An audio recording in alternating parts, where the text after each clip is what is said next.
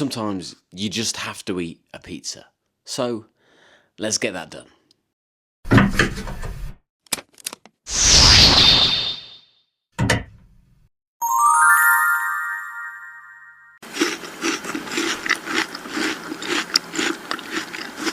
Mrs. Charm, my wonderful wife, is out for the evening with friends, and I have a tradition where if she goes out, I get a takeaway.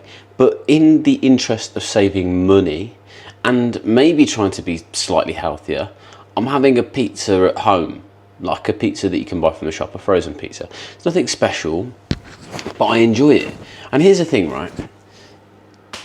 Some of my joys in life, the things that I really love, are related to food. Now, I do have to be careful because I have this relationship with food where if I'm sad, I eat. If I'm happy, I eat. If I'm ambivalent, I eat. Basically, I eat no matter what the emotion is.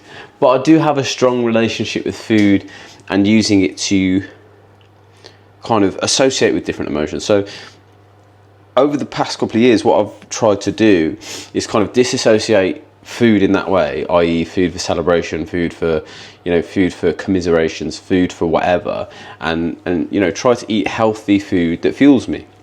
But here's the thing that no one tells you about weight loss and health is you don't have to be right 100% of the time.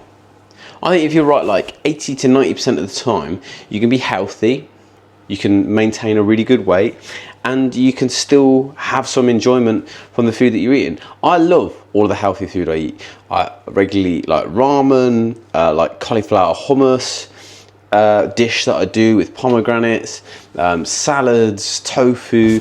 We eat a really wide variety of food now. In fact, since becoming vegan, the variety of food we've eaten is much, much greater than it ever was when we ate meat, because with meat, you kind of the meat is the star of the show and everything else is a kind of side dish, where with veganism, you really have to make what you're cooking work for you. You have to make sure the flavors are good. You have to make sure that it's all kind of seasoned properly in order for it to taste good. The reason so many people don't like vegan food is because they've just eaten bad vegan food. I didn't think I liked tofu for a long time. Turns out I just never had good tofu. I eat tofu all the time now. Anyway, so I'm having a pizza today. I want to talk about another failure or something that I'm trying to work on.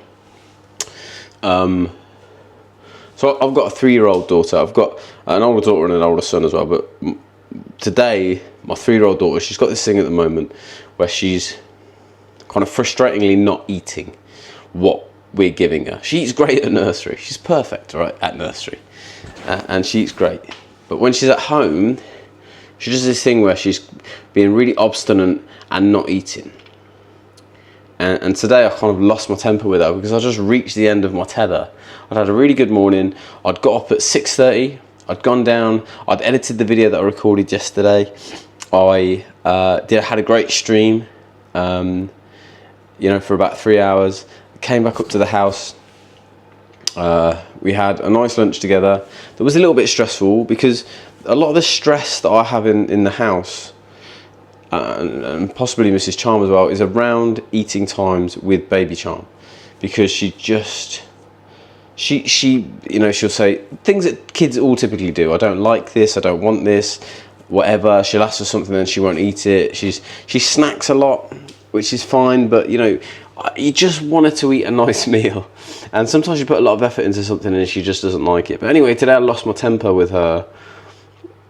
And I understand that children are just a reflection of you, right? They're just a reflection of whatever's going on with you, especially your children. If I'm unbalanced, if I'm not kind of focused, then her behaviour is worse.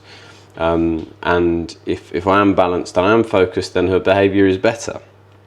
So they're like perfect little teachers. One, because she knows all the buttons to press, right? She is such a perfect mirror of me and Mrs. Charm that she, as well as showing you the things that you love about yourself, she shows you the things that you don't like about yourself, that you wish to be better. And I think that's one of the things that makes you so angry as parents, is when they're displaying behaviours that you don't like in yourself and you want them to be better than you. So anyway, today I lost my temper because she wasn't eating her food. She got upset, and then I got upset, and everyone's just upset. And I understand that's a completely natural thing to do as parents, but I would really love to get myself into a position where I'm much less reactive to, things that my daughter is doing, things that a child is doing. And that's challenging when you've had a long day, when you're tired, when you're hungry, when you're a bit tetchy, when you're a bit stressed, when you're a bit distracted, all of those things. And this is, as well as wanting to be more successful in 2025, part of the reason that I'm doing all these things like meditating and physical activity and all of those things is to be a better overall person. And one element of that is being a better father. I've made lots of mistakes as a father over the years with my older kids. All parents make mistakes, and I've made a bunch. And I think you always pass on a little bit of your own shit to your kids, and that's a really hard thing to deal with. But I know what I aspire to be. I know where I am right now, really clear idea of where I am, and I know what I aspire to be. So it's just, for me, it's a note in my mind to go, so this is something to work on here. This is a thing to have on your list of things that you need to recognise that aren't quite right, things that you still need to be working on.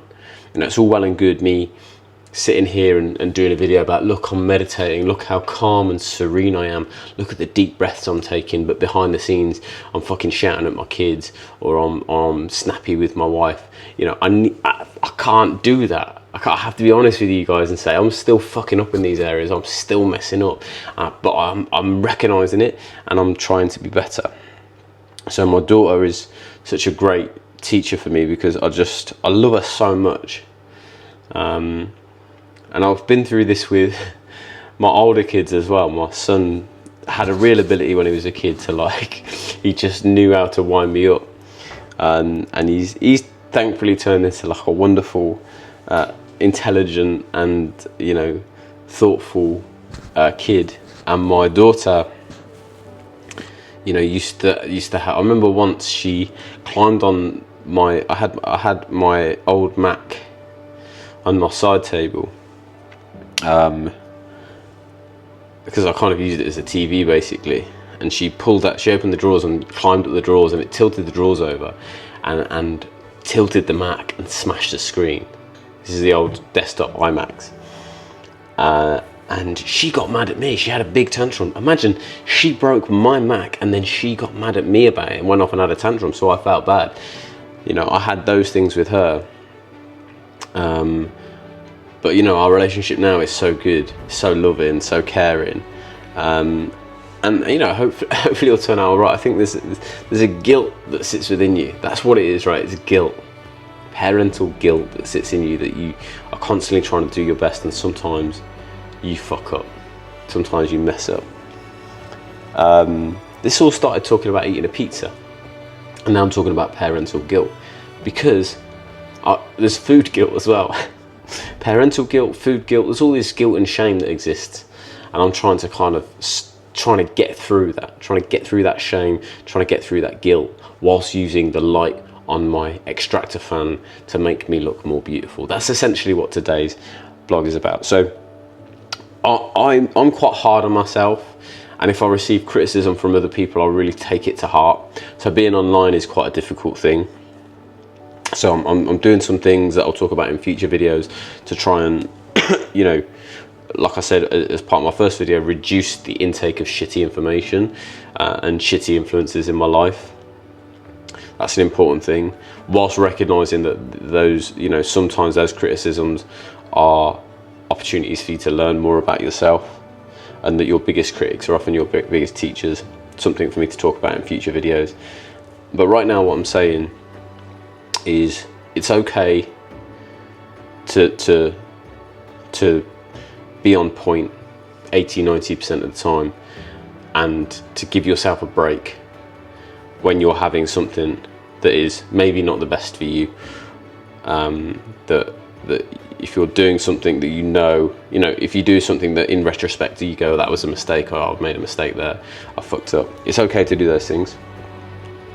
as long as you're aware of what you're doing, and that those things are the exception, not the rule.